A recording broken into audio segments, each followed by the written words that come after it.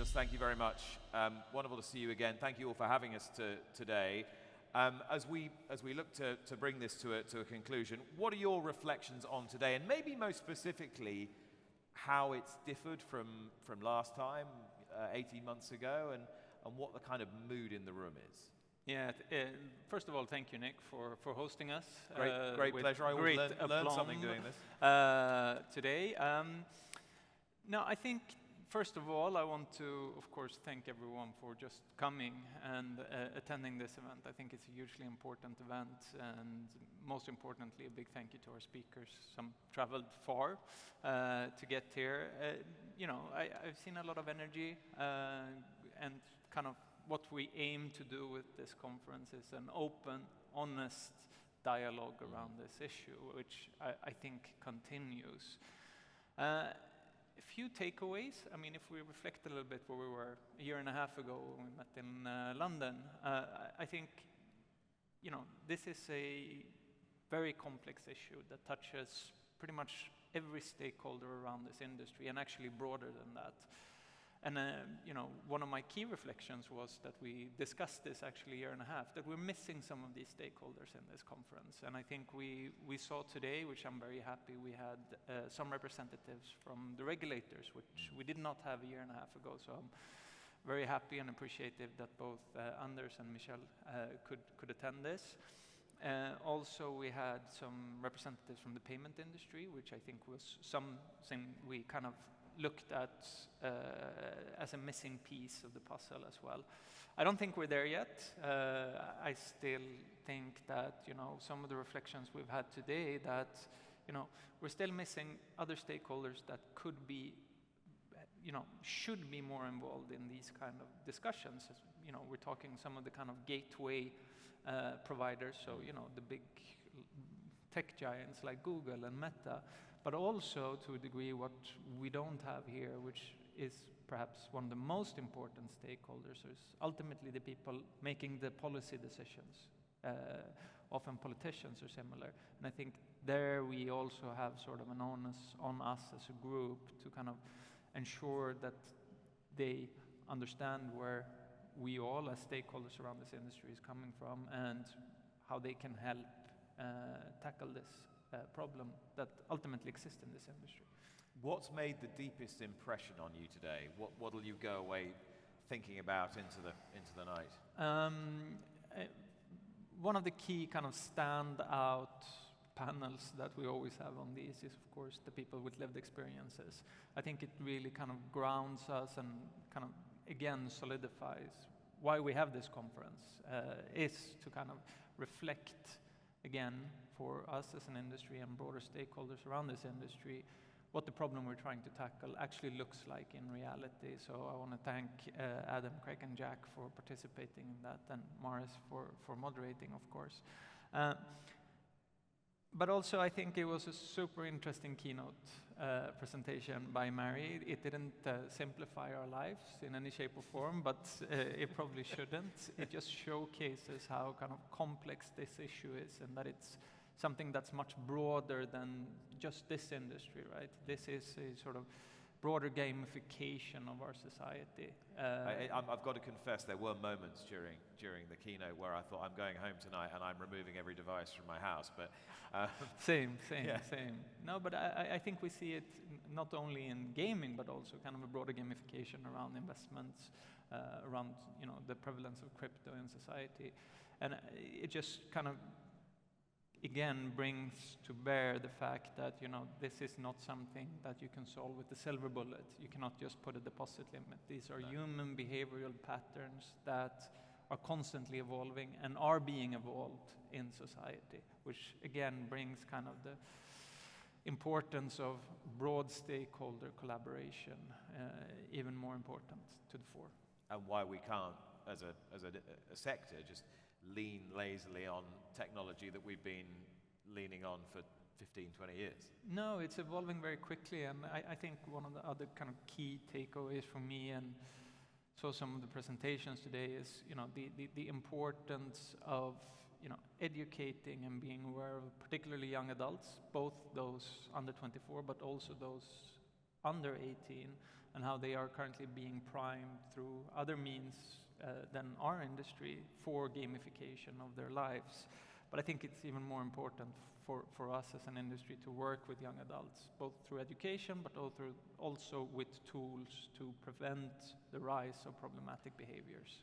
I shouldn't have been surprised by this because it's kind of obvious, but it was still stark to me during the presentation earlier from Mark, how many people of between 16 and 24 had intimate knowledge of at least a black market provider relative to the rest of the population. Yeah, it is remarkable how skewed that data is when you actually look at it, and I think that's why it's so important that we have this kind of broader perspective on this. So not only what can we as an industry do to prevent problematic gaming, particularly in younger cohorts, but also the fact that we have this unlicensed market that is sitting adjacent to our market. I think there were some very good points made that we cannot use this as an industry as sort of this is the big bad wolf, and hence, as long as we defeat that, everything is going to be okay. Because we still have to ensure that the regulated markets function well and have a strong level playing field for the actors within that regulated market to kind of adhere to. What I thought was a big difference between today and last March was there was much more specificity surrounding the dangers of the black market, much more detailed research, and it was less some sort of opaque shadow lurking in the woods that you could go, the black market. There was a bit more detail. Is the industry starting to actually do enough to understand what the black market means and who is going there and why?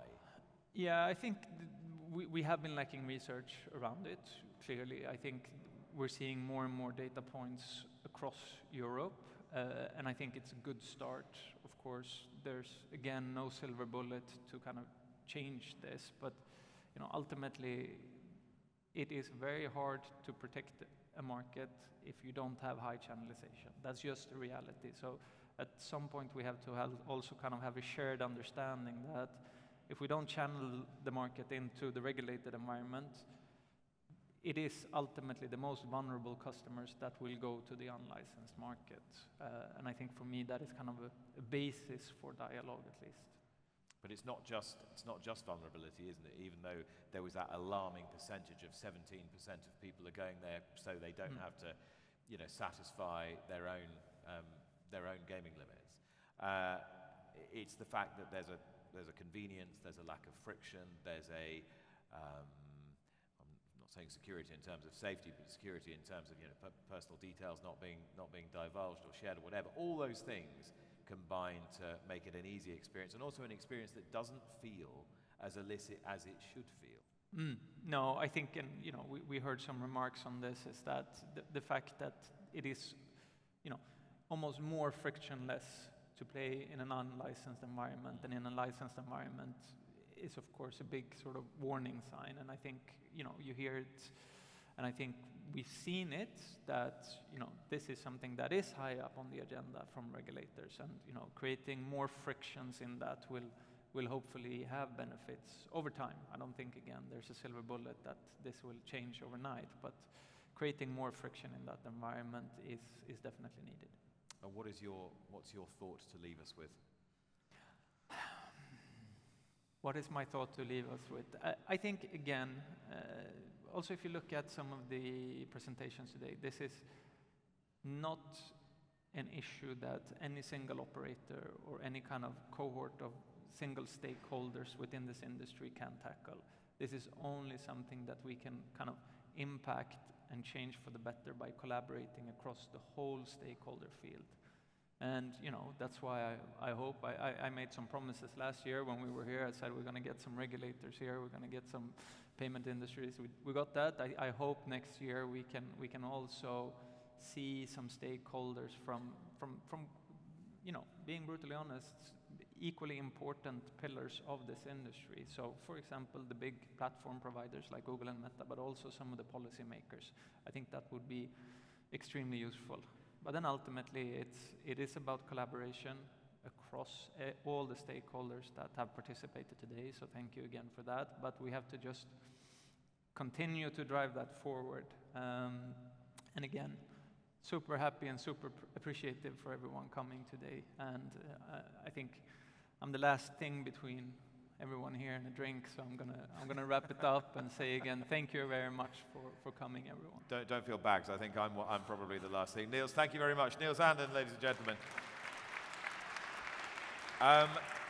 That I promise you is nearly it.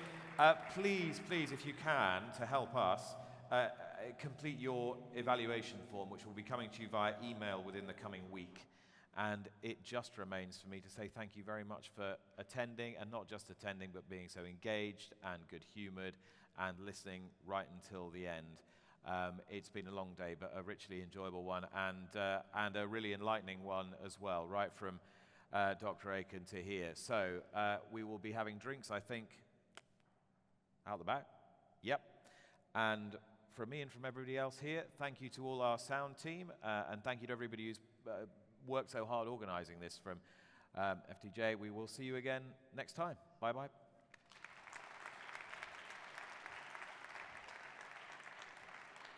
no sunshine when she's gone.